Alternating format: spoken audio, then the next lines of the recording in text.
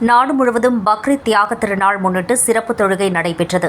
பக்ரீத் தியாக திருநாள் முன்னிட்டு சென்னை மந்தவெளி ஈத்கா மஸ்ஜித் தியாக திருநாள் சிறப்பு தொழுகை நடைபெற்றது. தொழுகை முடிந்த பின்னர் ஒருவருக்கொருவர் தங்களுடைய அன்பினை பரிமாறிக்கொண்டனர்.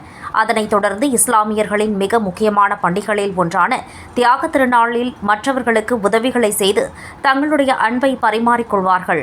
இறை தூதரான நபிகள் நாயகத்தின் தியாகத்தை நினைவு கூறும் வகையில் 12வது மாதமானது துல் ஹாஜில் இது கொண்டாடப்பட்டு வருகிறது. உலக மக்கள் அனைவர் மீதும் சாந்தியும் சமாதானமும் உண்டாவதாக. இது பொதுவாக பக்ரீத் அப்படின்னு சொல்லிட்டுவாங்க நம்ம இந்திய நாட்டை பொறுத்த வரைக்கும். இது பொதுவாக பக்ரீத்னா எப்படின்னா ஏதோ ஒரு பிராணியை பலியிட்டு அதை ஏழைகளுக்கு கொடுக்கறது அப்படின்னு அதை மட்டும்தான் இது ஒரு பண்டிகை அப்படின்னு பொதுவான ஒரு எண்ணம் கொண்டு இருக்கிறாங்க. அது ஒரு சின்ன பகுதி தான். ஆனால் உண்மையான இதுடைய தத்துவம் என்னன்னா தியாகத்தை உணர்த்துறது. இதுடைய கரெக்டான பெயர் என்னதுன்னா தியாக திருநாள். அதுதான் சரியான வார்த்தை. ஏன் இதை தியாக திருநாள்னு சொல்றோம்? எல்லா மனுஷங்க கிட்டையும் ஒரு தியாக உணர்வு இருக்குது. அது ரொம்ப முக்கியமானது.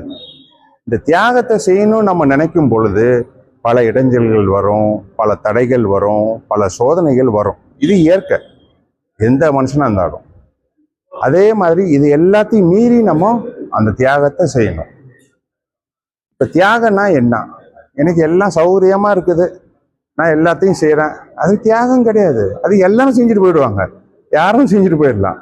தியாகம்னா நமக்கு ஒரு சங்கடமான ஒரு சூழ்நிலையில் நம்ம இருக்கிறோம். இது உலக மக்கள் எல்லாத்துக்கும் இது பொருந்தும். ஒரு சங்கடமான சூழ்நிலை நம்ம இருக்கிறோம். அப்போ பிறருடைய நன்மைக்காக நமக்கு ரொம்ப ஒரு விருப்பமான ஒரு விஷயத்தை விட்டு கொடுக்குறோம் பாருங்க, அதுதான் தியாகம். அதான் உண்மையான தியாகம். அது நேரம், நம்மளுடைய சிந்தனை, சொல், செயல், இந்த மூணையுமே நம்ம தியாகம் செய்யணும். அப்போ அந்த தியாகம் செய்யும்போது ஏற்கனவே சொல்லும்போது இந்த மாதிரி சிந்தனைகளோட செயல்படும் போது நிறைய இடைஞ்சல்கள் வரும். அது எல்லாத்தையும் மீறி சாத்தான் நம்மளை கலைக்கும் பொழுது அது எல்லாத்தையும் மீறி எந்த அளவுக்கு நம்ம இறையச்சத்துடன் நம்ம செயல்படுறோம். ஏன்னா இறைவன் தெளிவாக குரான்ல சொல்றது நீங்க பலியிடுற பிராணியுடைய ரத்தமோ அதோடைய மாமிசமோ என்கிட்ட சேரதில்லை, மாறாக உங்களுடைய இறையச்சம் அப்போ அதுதான் சேருது. அப்போ அந்த தியாக உணர்வு ஒவ்வொரு மனுஷனுக்கும் நமக்குள்ள வரும் பொழுது நம்மக்கிட்ட இருக்கிற அந்த பொறாமை, இந்த கல் நெஞ்சம், இது எல்லாமே நீங்கிடும். இது எல்லாமே நீங்கிட்டாலே பரஸ்பர அன்பு, விட்டு கொடுக்குற தன்மைகள், உலகத்துல ஒரு அமைதியான சூழ்நிலை உண்டாகும்.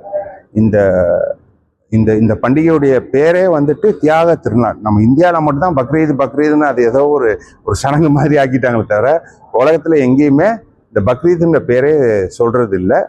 ஈதுல் அத்ஹான்னு சொல்லிட்டு அரபு மொழியில சொல்லுவாங்க. தியாக திருநாள்.